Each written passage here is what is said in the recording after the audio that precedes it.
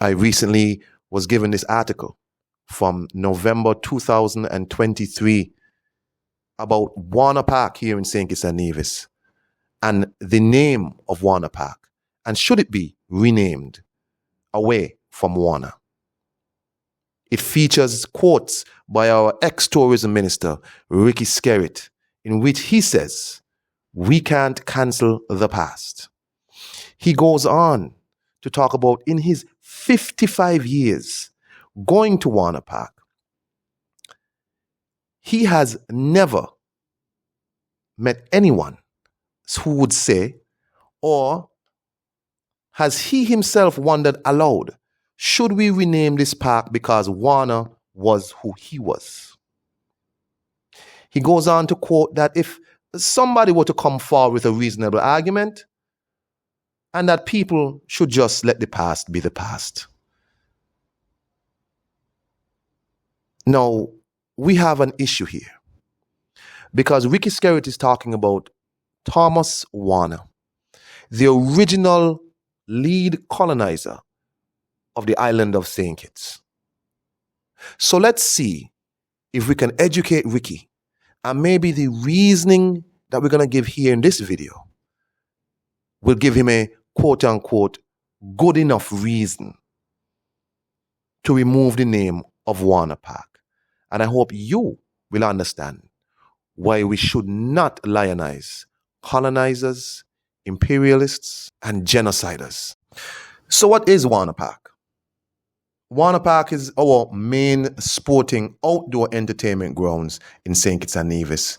It is located on Victoria Road with its southern end on Lozak Road in the capital of Bastia.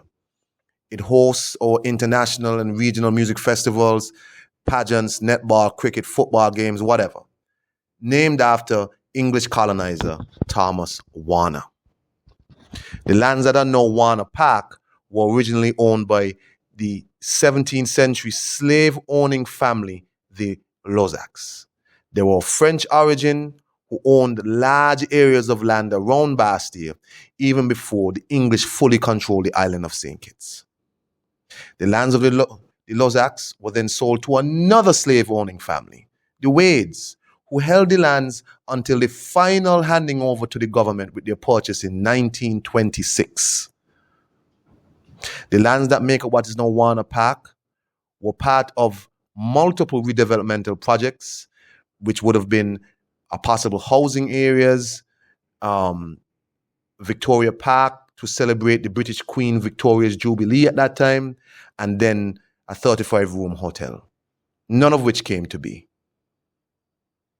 The government at that time attempted to purchase the land from the Wade family, but at that time the price was much too high, and plans were shelved until 28th of January 1923, when the current postmaster, George King, had the idea to raise funds by selling stamps celebrating the 300 years of Thomas Warner's landing on the island. Thomas Warner was an English colonist that fled a failed attempt to colonize an area in what is now Guyana.